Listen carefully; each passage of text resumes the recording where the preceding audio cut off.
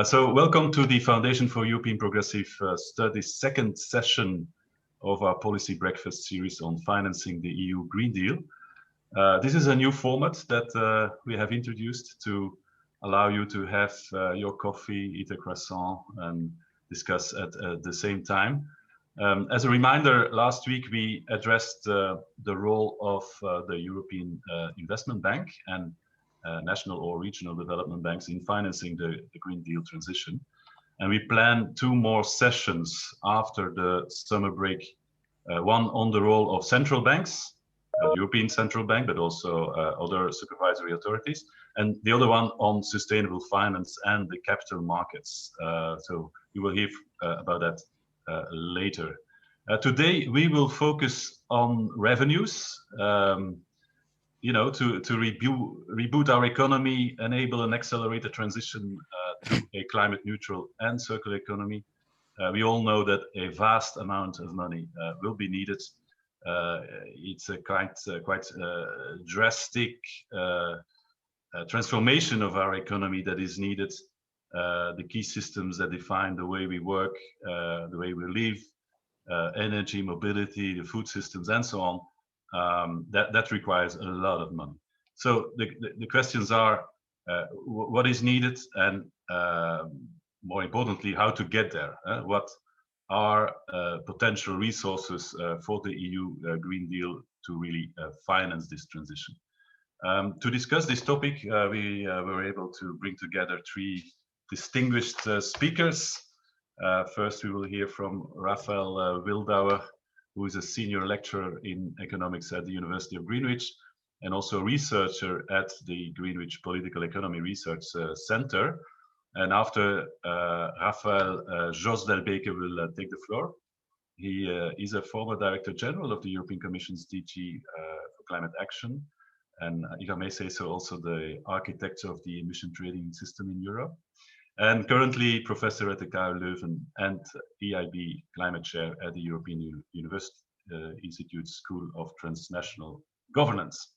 And then we will have as a discussant Aurore LALUCQ. She's a member of the European Parliament, a member of the Committee on Economic and Monetary Affairs, and also of the Subcommittee on Tax Matters. But in a previous life, I understand she was the co-founder of a think tank, Institut that develops ideas on social and ecological transition, meaning that this is really a topic that is close to her heart since many, many years. Before giving the floor to Rafael, I would like the audience also to prepare already for the Q&A that will follow the three interventions. So use the chat, think of questions, raise your hand, whatever. We hope that this will be a really interactive session. So first speaker Rafael, you have the floor for 8 minutes. I'm very curious to hear what you will say. I think you have done some studies on the topic, so please, you have the floor. Thanks, Said. Thanks for this introduction. Good morning, everybody. Looking forward to this exciting breakfast session today. On the topic, I would like to make 3 points. And these 3 points are, first, with respect to the Green Deal, how much money do we actually need? How much investment is required? And so to say, set out the goal we are aiming for. The second point I want to make or talk about is how much of that money can we raise or can be raised with a European wealth tax. And then thirdly, I want to briefly talk about the self-financing power of public investment. So let me start with the first one. How much money do we need?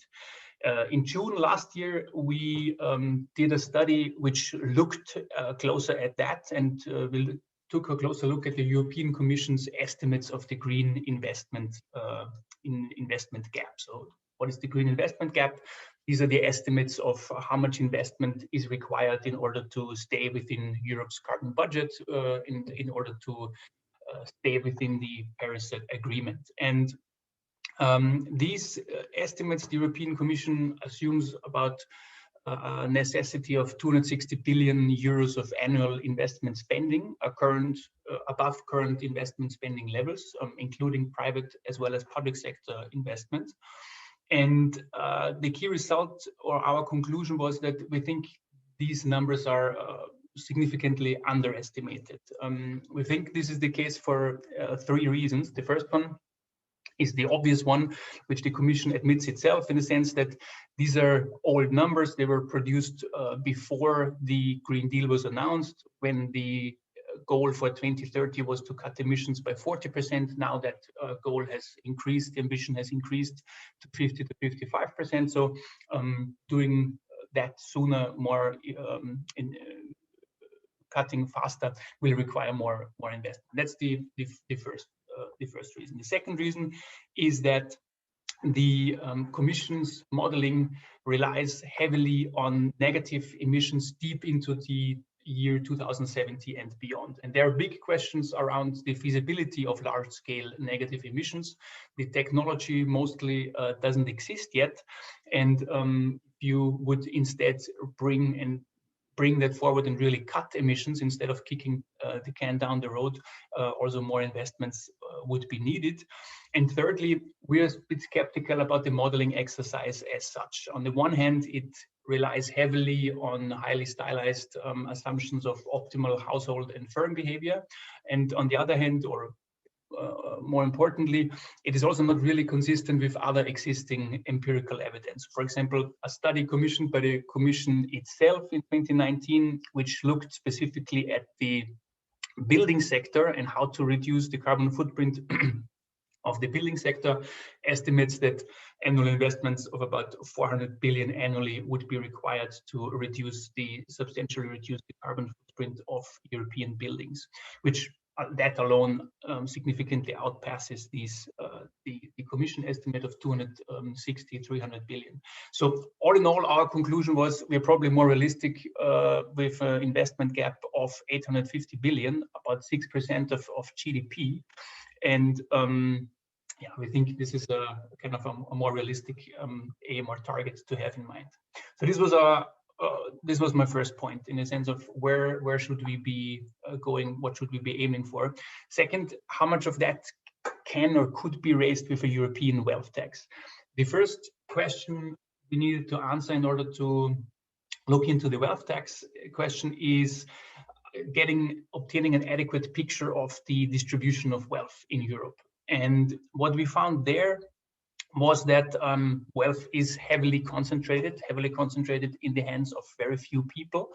In the EU 22, which we think is a very good proxy for the EU 27, the richest 1% of all households hold about 33% of all wealth. So that's about 1.7 million households. And that kind of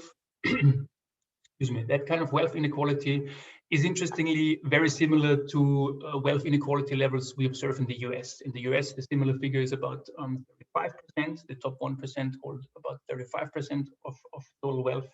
So despite the fact that many of us might think of Europe being much more equal when it comes to wealth, that doesn't really come out of the data. Why is that important?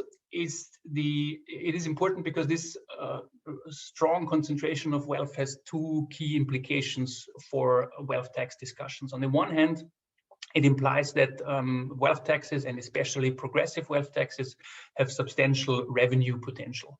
And secondly, it means that if we want, from a policy perspective, want to do something about wealth concentration and tendencies of increasing wealth concentration, then progressive wealth taxes are very potent measures to do so. In terms of revenues, we simulated different tax designs. You'll find the details in our study. I'm picking our strongly progressive model to give you some numbers.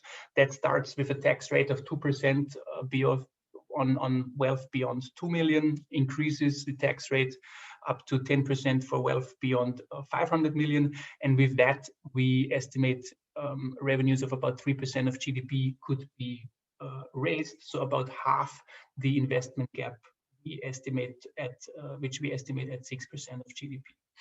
Now, coming to the third and last point, the self-financing power of government investment, which is, or we can motivate by the question, where should we get the rest of our green investment gap? How should we plug that remaining gap, the remaining gap of about 3% of GDP? And what we are currently doing in an ongoing study is to look at the self-financing power of government investment. What do we mean by that?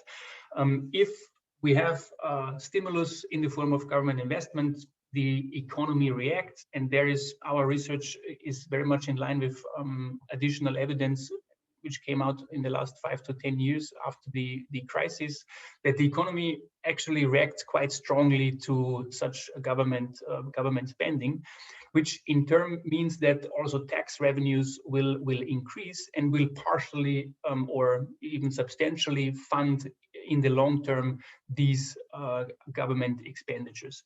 We find that especially with government investment, these multiplier effects are substantially larger than 1, which means that in the long run, the economy expands by more than the initial impulse, which is the multiplier effect from economic undergrad, already from economic undergrad textbooks. And that means there is potential self-financing power in government investment. And I think the important takeaway from this last point is that we shouldn't, and probably a main point for the ongoing discussion is, we shouldn't only look at green investment from the perspective of we need X amount of money and we need to in advance organize these funds, because government investment has a tendency to at least partially self-finance. If we ignore that, there is a serious risk that we end up with below optimal levels of investment, of underinvesting, because we are too concerned about how to finance it, when at least partially there will be substantial self-financing effects. Okay. That's it from me. Great. Thank you very much. Thank you, Rafael. We will certainly come back to you later. But first, I would like to invite Jos to say a number of things from his perspective. Okay, thank you very much, Said, and a pleasure to be in the panel with Rafael and Aurore, and looking forward to the discussion. I strongly agree with your opening words, Said, reconfirmed by Rafael, that we need vast amounts of money. Vast amounts, and even more so after the COVID crisis. Globally, investments are lower than before. And even if we see good orientation in Europe when it comes to the climate reality, we see fossil fuels going down, renewable investment going up. So that's a good tendency. So the whole question is now how to raise fresh revenues and how to reorient planned investment. And so we talk about raising revenue, and we talk about incentives to have the right investments given the carbon or the climate neutrality by 2050 we are going for. And in this respect, I would rather concentrate on what we have in hand compared to, a big plan. I am a strong defender of the wealth tax, but it's not going to be a walk in the park. I think that is what we have seen before. So 3 comments from my side. The first is the carbon market, the ETS. We have today prices 50 euros and beyond, and there is no tendency of seeing lower, significantly lower. I mean, the market can go down to something 45, 40, who will tell us what the future will bring? But we will not see the low price levels of the past because the system has been amended. We have a market stability reserve and that works fine. And there is the expectation that prices are going to go up because of the tighter targets. So the 50 euros we have today are likely going to go up. To what extent, we don't know. But I would certainly expect in a couple of years a price level of around 70, 75 euros, which brings us in the price zone that economists like Stern and Stiglitz said we should find ourselves. Now, very important in this is that the perspective is a price effect and a revenue effect. and the revenue effect is quite substantive. The funds that have been created, like the Modernization Fund and the Innovation Fund, they have now substantive amounts of money, much more compared to when they were designed. We talk about amounts of money, 10, 15 billion, and even beyond, depending on the price.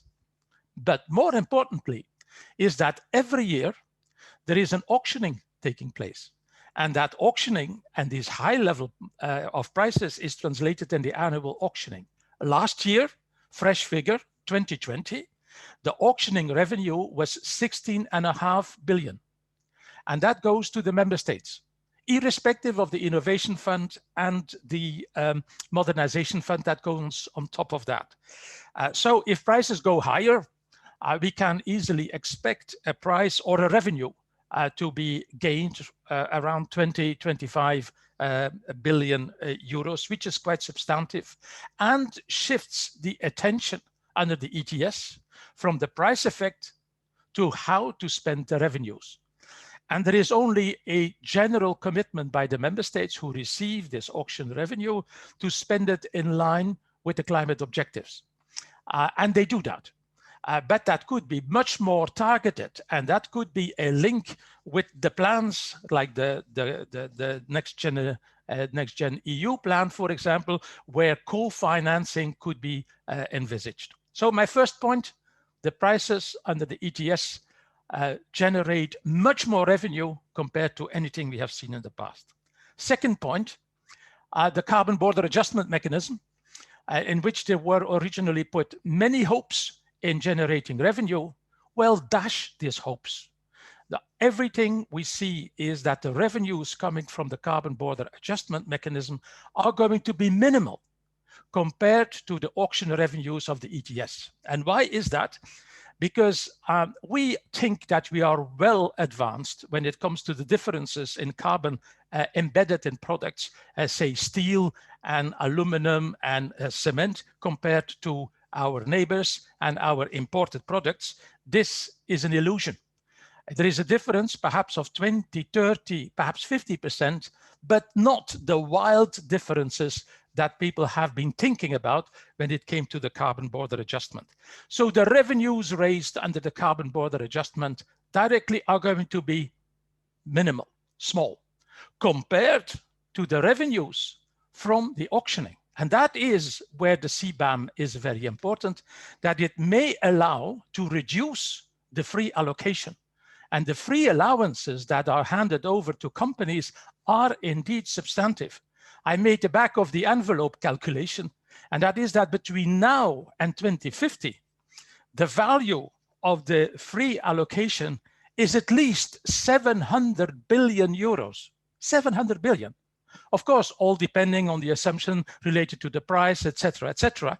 But the real value of the CBAM does not lie in the direct revenues from the CBAM, but in the possibility to reduce the free allocation. Now, my worry is that in the European Parliament, a report was voted to maintain the free allocation, and on top of that, to come with a carbon border adjustment, which is absolutely crazy, if I may use that word, because it will bring us straight into conflict with the WTO.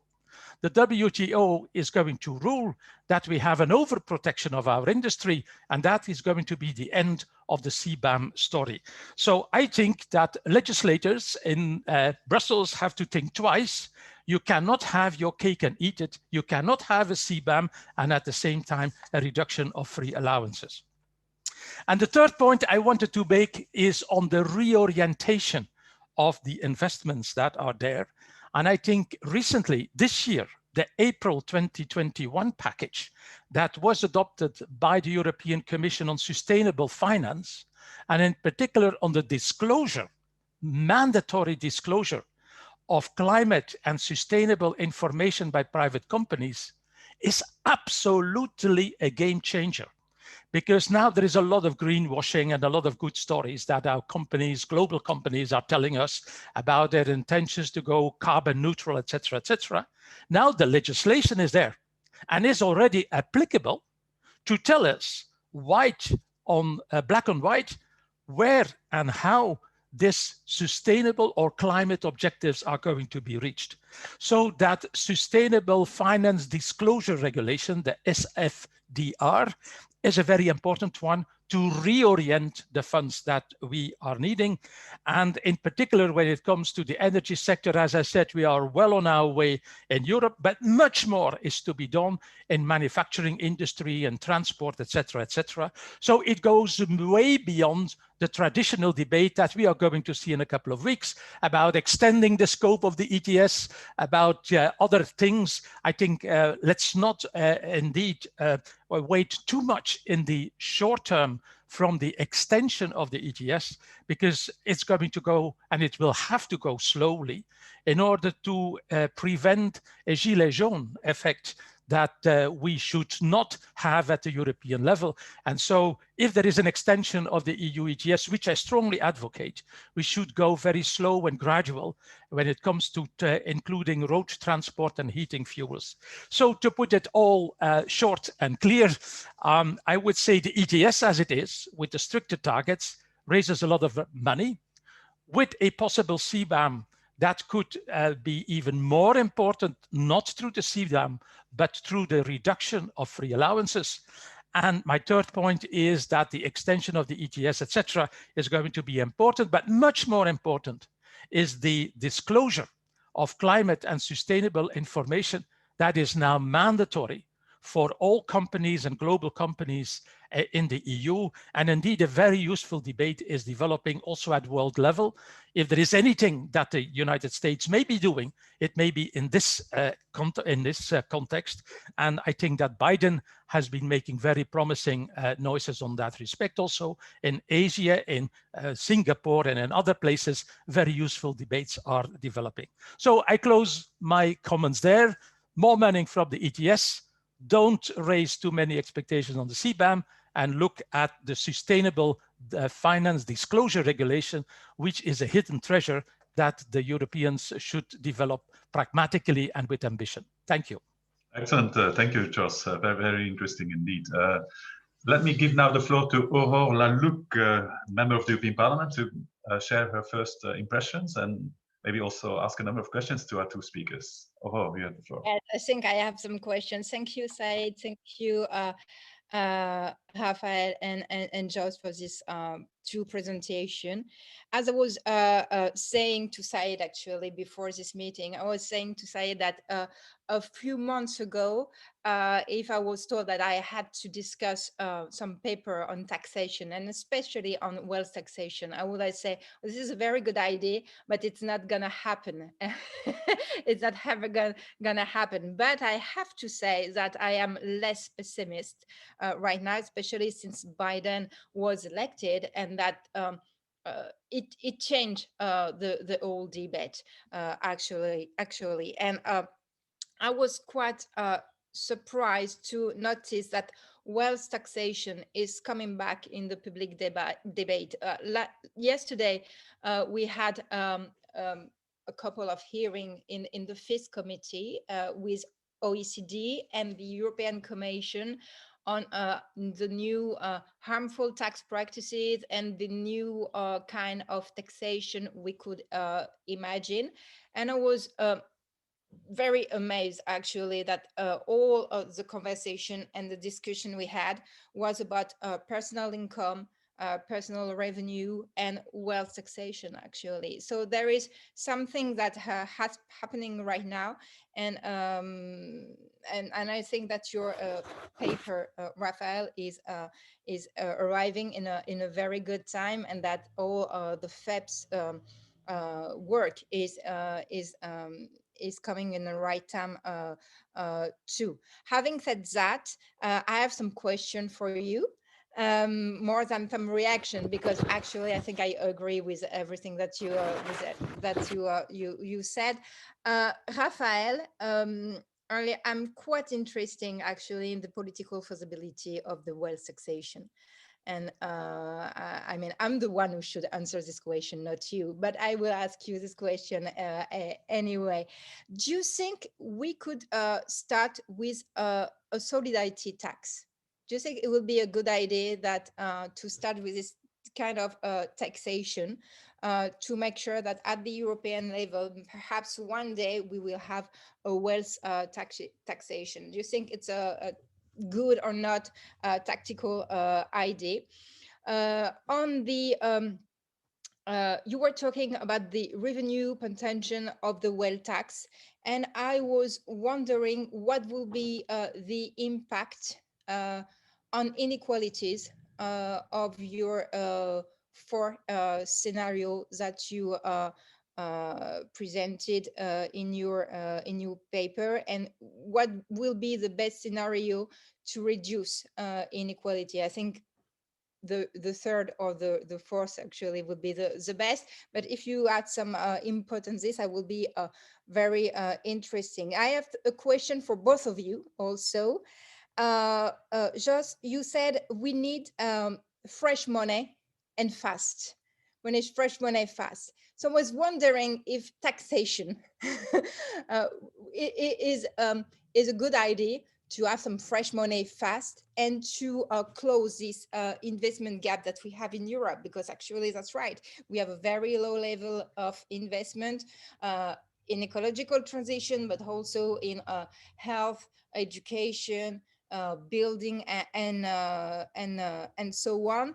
So I was wondering if taxation will be the best way to close this gap, and also if there were some other way to force member states to invest. Actually, this is why actually we had this idea of debt cancellation against investment, but I don't know if it is the best idea.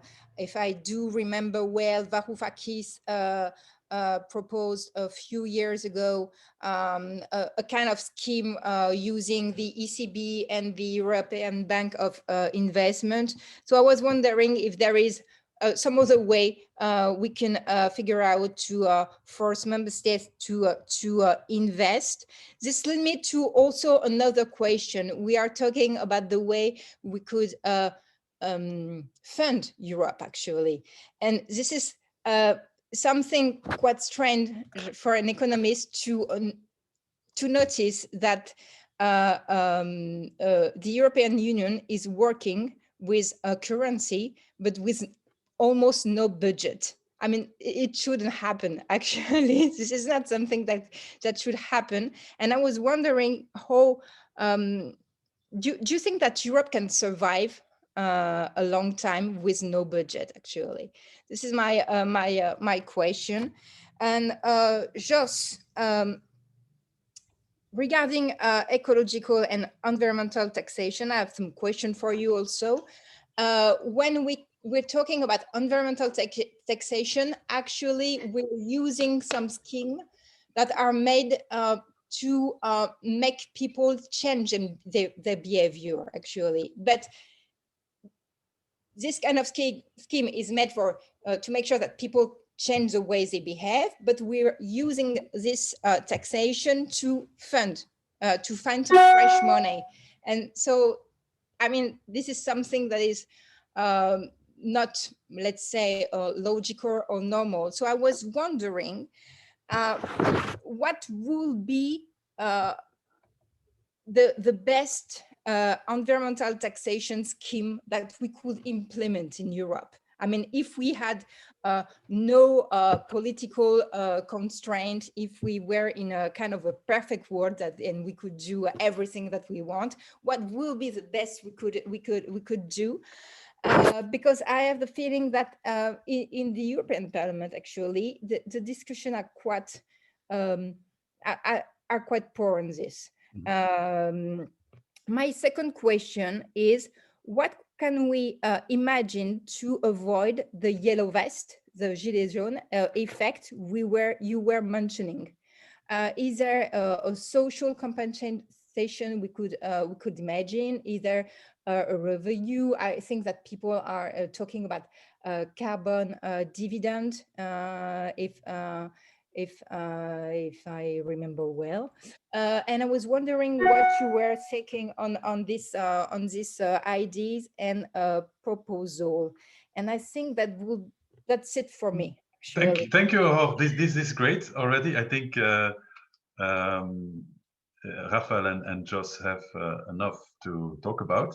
So Rafael and Jos, may I invite you to quickly respond, let's say in really 2-3 minutes, but not longer, so to allow also some of our other guests to contribute to the discussion. Maybe first Rafael and then Jos. Rafael, please. Sure. A 3-minute drive. Excellent. Thanks, Aurore, for these questions.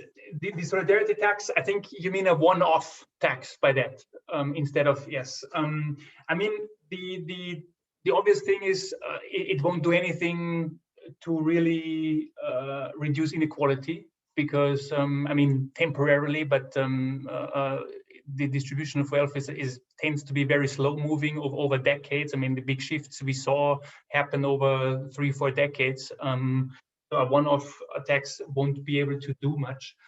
In a tactical sense, to be able to what extent we might be able to turn that into a permanent one, I think we're fighting a losing battle if we start that. So I would only go for that if it's clear that nothing else will work.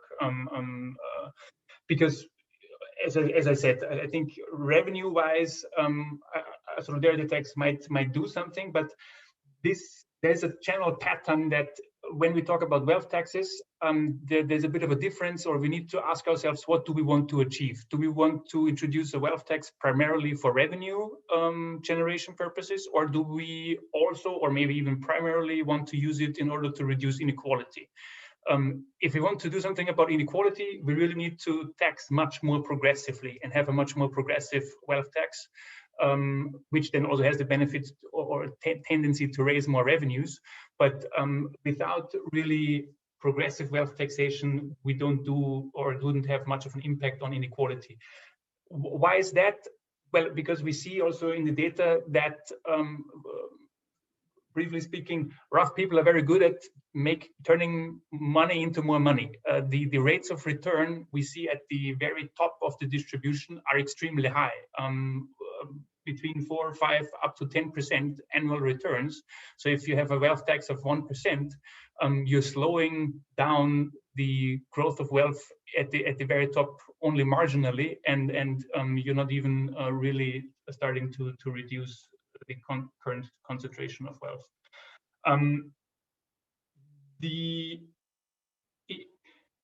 Is taxation a good idea to raise new money fast? Yes, I think so, but not I think so, clearly, that's the easiest and fastest way to generate revenues. But I also think that I want to reiterate my third point. I think we shouldn't and mustn't get stuck in the kind of thinking that we need to pre-fund all expenditures, because of especially investment expenditures, especially in the climate change debate, because there is a lot of evidence that investment spending has substantial self-financing capabilities. And we risk to underinvest if we are overly concerned in advance about how to fund that. And to some extent, I think we need more room in the current fiscal framework. The Maastricht criteria in its current form is not fit for purpose, it's not fit for dealing with the climate crisis. And I think this is an important point to keep in mind. I think I will leave it there to give also the other participants a chance. Thanks. Thank you, Rafael. Jos. Thank you. I agree with Rafael that a one-off tax is perhaps a lot of pain for a little gain. So you need a structural change through a tax, because in particular at the European level, and I know from experience, this is a painful fight, a long fight, and a one-off is not worth the political energy you put into that. I strongly endorse taxation also for carbon. Carbon pricing can be done through a market like the ETS, or can be done through taxation. Or you can reform energy taxes to reflect better the carbon content of the products we are consuming. So the energy tax directive that is going to be reviewed as well on the 14th of July is a very important opportunity for that. And but let's be clear, these energy taxes are mostly at the national level. and we are just regulating the framework and the minimum levels. But raising the minimum level, which has not happened over the last 10, 15 years, is already a very substantial, also fresh source of revenue. So I'm strongly in favor of that. About the European level, and I agree that the funds that we are having and the budget of the EU is minimal compared to the tasks we are having. So finding fresh revenue for the EU budget is very important. And I think what is currently happening is that in the Next Generation EU fund, that part of the allowances under the ETS are going to become fresh revenue for the European budget, directly or indirectly. The Next Generation EU is the European fund, even if legally, you know, it has a special status. I think that's very important. And I hope that the European Parliament is going to support that change. I think that the European Commission is working on that. And I think having the SND supporting this loud and clear is going to be very important, because it's going to be a painful ideological discussion by definition. But it could have a link to the Gilets jaunes question you were asking, because lots of this revenue could be used in the context of what is now commonly called the just transition. And the just transition, what does that mean? Of course, we think about coal mining regions that are restructuring, etc. But we can also think about schools and social housing. Where lots of energy efficiency and new heating systems and insulation has to be put in, etc.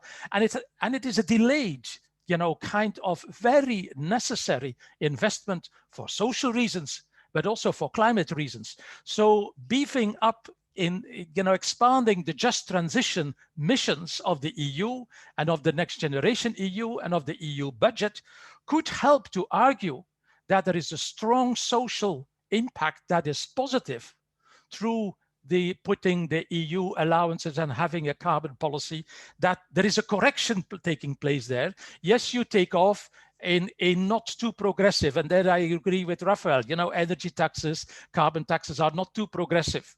But if you use the revenue in a very progressive manner, then you correct what is happening. So I think you have lots of important work on the table of the European Parliament, because these could be the issues on which the European Parliament is joining forces with the Commission, because we all know that it is the Council that is going to be the most difficult in all this. Thank you very much. Thank you, Jos. And I understand from what I heard from the Executive Vice President Timmermans that this is exactly the type of thinking that they want to integrate in their reform of the ETS and create a kind of a new fund. We don't know more about the details, but this will come soon. I think we got some questions, including from Thomas Pellerin from the Jacques Delors Foundation, who basically asked, I think it's addressed to Rafael, why should we invest a lot of time in finding a new tax or wealth tax, whilst we can actually use debt at a very low interest rate these days to, you know, boost investments today rather than, you know, in an unforeseeable future. So I think this could be something for Rafael.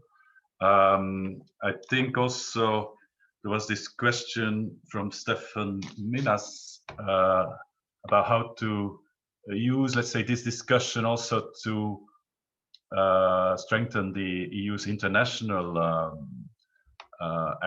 policy action, and try to convince third countries basically to have higher climate ambitions.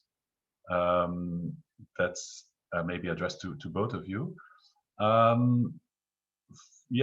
Camille Defar asked which member states could support such an EU wealth tax.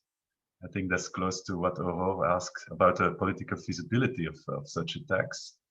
And then Florian Sharon, do you think there is a chance that one day the ECB would go for helicopter money? Maybe more generally, is there a role for central banks? I mean, this is a topic we will dive into later, let's say after the summer in one of our next sessions, but maybe Jos and Rafael have also an idea about the role of the central bank in this climate transition. So both of you, please, and also Aurore, you have of course the possibility to intervene again Rafael, or maybe Jos first this time. Jos. Well, thanks, Said. On pushing third countries to improve and increase climate ambition, I think that's going on. That's the whole game to COP26, you know, improving ambition. Of course, where we have to impact very much is not just declaring climate neutrality by the middle of the century. You know, it's what is being done now. And that is where the Green Deal is such an important international example, that you can start now. You have a long-term objective, but you should not go into another rhetoric about climate neutrality. And basically, I hold my breath a little bit about what I'm observing and the facts about the United States. The rhetoric is great, Kerry is great, Biden is great, but we have not yet seen much action and much change. So, and they will have difficulties because we know how deeply split the United States are. On the role of the European Central Bank, I think what is being done is the maximum for the time being. You know, there is a lot of hot debate among economists about the role of the central bank and this additional climate dimension, which I support very much. But still, you know, things are not yet entirely clear. But if they support activities, it's very logical to support, in particular, climate-friendly activities. I think that is already a great attempt within the mandate of the European Central Bank. I still have to reply to Aurore's question, which I forgot, about the tax base. If you have an environmental tax base, is the tax base not going to shrink if the pollution disappears? Which I think is a very relevant question. I think that is natural for easy environmental problems, like air quality, which is very local and for which you have good technologies. For climate change, we are talking about decades. And by 2050, our greenhouse gas emissions will have gone down to something very small compared to where we are today. But we will have to finance removals. And the removals, that's the absorption of carbon in the underground. So climate policy will change in nature. And the funding element will also change in nature from reducing emissions to storing carbon in the underground. So the tax base as such is not going to disappear overnight. So it's worthwhile investing in it. But it is important, and the biggest sums of money are probably in the next decade. Because the most of the pollution needs to be fought and reduced in the next decade. So that's why the ETS that is there is so important, to work with an instrument that is there, because a wealth tax, you are off for a debate that is going to take you half a decade, if not a decade, before it is really implemented. While using what is there, the disclosure of carbon and climate and sustainable information for private finance, plus the ETS and reducing the free allocation, I think that is the way to go.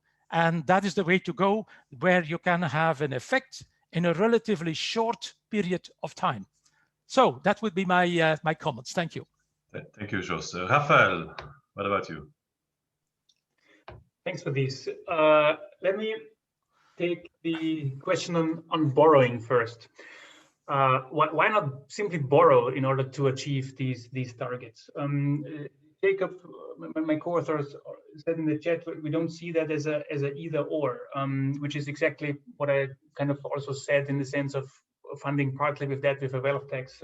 Relying on self-financing effectively means to borrow and repay that later. But I think in general, a more general point, there are two problems with, or I mean, problems or two implications of debt-funded government spending, which is that on the one hand, the interest payments, which currently are low, but in general are a transfer to the richer part or richest part of the society. So there is a redistribution going on, which is not necessarily welcome, especially in the current context of inequality. And also, I think, especially in the euro area, member states face the situation that the central bank is not unconditionally supporting them, which is a big if, and it means that you need to pay some attention to your government finances, because it's not like the US, where the Fed will not allow what happened to Greece to happen, right? That is the big difference, I would say, between Eurozone member states and the US, for example. Yeah, so that's my answer to that. Helicopter money, I mean, if we think about helicopter money in general as the idea to use the central bank to fund expenditures, and I mean the concrete or most often referred to as by simply sending checks to citizens, but it doesn't have to be checks. We can also could use government expenditures to get that money into the economy. And in that sense, we do have helicopter money, right? The ECB is buying government debt at large rates.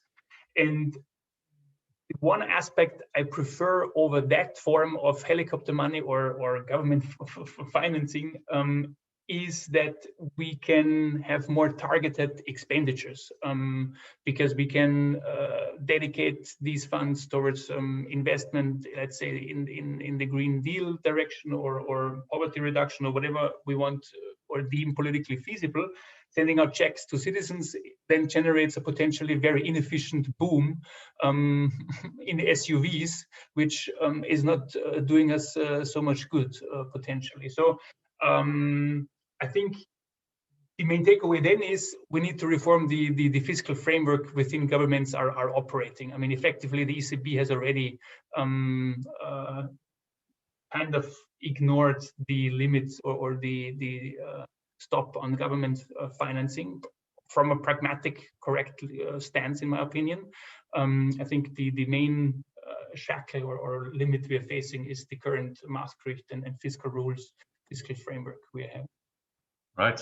Thank you, Rafael. We will have to combine many policies, I guess.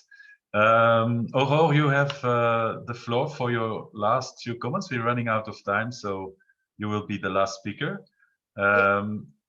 Yes, please, Aurore. What are your reactions? Very quickly on wealth taxation and the support of member state. For your information, actually, a lot of countries in Europe had a wealth taxation, but it was actually dismantled in Greece, Holland, Austria, and we have only 2 countries who still have a kind of a wealth taxation, which is Spain and Belgium. This is a kind of wealth taxation. It was dismantled in France, so very hard to say which country, which member state can support a wealth tax, actually. This is very hard to say, especially since at the council level, some country, especially mine, France, is playing some games, some double games, actually. Regarding just a word on helicopter money, actually, I have to say that I'm very much in favor of helicopter money in time of crisis, just like the crisis that we had, the COVID crisis. I think the ECB is the only institution that we have who can work pretty well at the European level. So yes, I'm very much in favor of helicopter money, but just in time of crisis. Thank you so much for this morning. Thank you, Aurore. In a way, the climate crisis will be a permanent crisis. So maybe we need to think about that. Okay, well, I would like to thank our guests, Jos, Rafael, and Aurore, for their insights. It was really interesting and very much complementary. And of course, also all those who followed us and asked questions. Thank you. Enjoy the rest of the day. And of course, you will receive more information about our next sessions very soon. Bye-bye.